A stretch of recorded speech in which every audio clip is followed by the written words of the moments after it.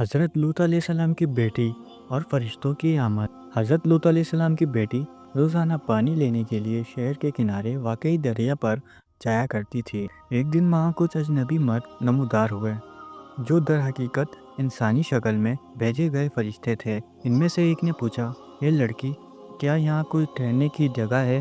حضرت لوط علیہ السلام کی بیٹی اپنی قوم کے برے حالات کو یاد کرتے ہوئے محتاط انداز میں بولی، نہیں ٹھہریں، میں پہلے اپنے والد کو بتا کر آتی ہوں۔ یہ کہہ کر وہ جلدی سے اپنے والد حضرت لوط علیہ السلام کے پاس گئی اور انہیں سارا ماجرا سنایا۔ حضرت لوط علیہ السلام فوراً مہمانوں کی طرف روانہ ہوئے۔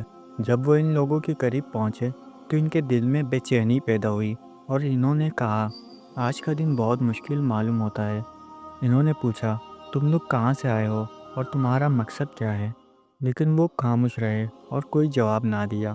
جب انہوں نے حضرت لوط علیہ السلام سے مہمان نوازی کی درخواست کی تو آپ حیا اور اخلاق کے باعث انکار نہ کر سکے، لیکن دل میں فکر مند ضرور ہوئے۔ آپ ان کے آگے آگے چلتے رہے تاکہ انہیں کسی طرح شہر میں داخل ہونے سے روک سکیں۔ راستے میں فرمایا، روئے زمین پر اس بستی کے لوگوں سے زیادہ بدکار کوئی نہیں۔ یہ الفاظ دراصل انہیں اپنی قوم کی گندے اعمال سے خبردار کرنے کے لیے تھے، مگر انہوں نے نظر انداز کر دیا اور شہر میں داخل ہونے کے لیے چلتے رہے۔ حضرت لوط علیہ السلام مسلسل ان سے گفتگو کا رخ بدلنے کی کوشش کرتے رہے تاکہ وہ کسی اور طرف چلے جائیں، لیکن وہ اپنی راہ پر قائم رہے۔ جب رات ہوئی تو حضرت لوط علیہ السلام نے اپنے مہمانوں کو گھر لے آئے اور کسی نے انہیں آتے نہیں دیکھا، لیکن ان کی بیوی نے جیسے ہی یہ اجنبی افراد دیکھے، وہ خاموشی سے باہر نکلی اور اپنی قوم کو اطلاع دے دی۔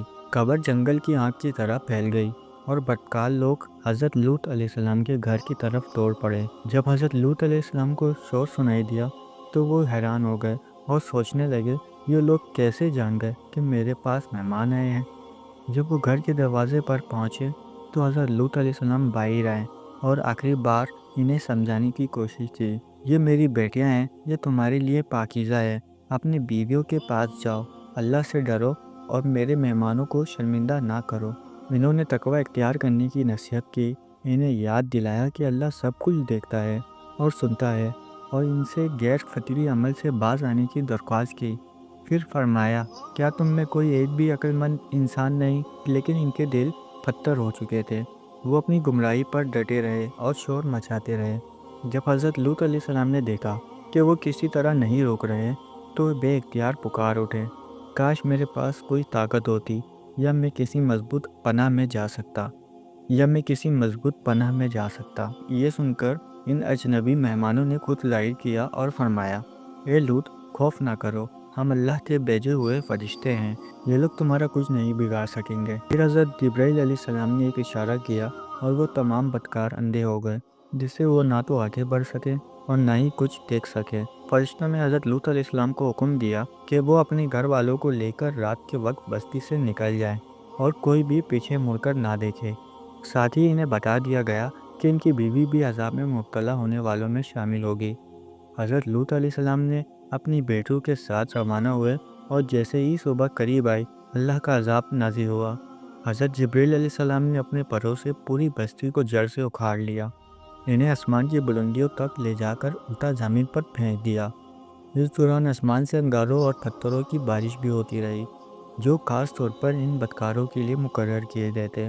جب یہ عذاب نازل ہو رہا تھا تو حضرت لوط علیہ السلام کی بیوی نے پیچھے مڑ کر دیکھ لیا اور فوراً عذاب کی لپٹ میں آ کر ختم ہو گئی۔ اللہ تعالیٰ نے پوری بستی کو نیست و نابود کر دیا اور وہاں پانی کا ایک زہریلا ذخیرہ ڈیڈ سی پیدا ہو گیا، جسے آج ہم بحیرہ مردار نام سے جانتے ہیں۔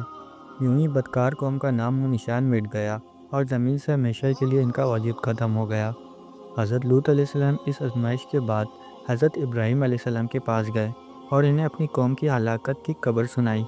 حضرت ابراہیم علیہ السلام پہلے ہی اللہ کے فیصلے سے آگاہ تھے اور دونوں انبیاء اپنی دعوت کو آگے بڑھانے میں لگ گئے۔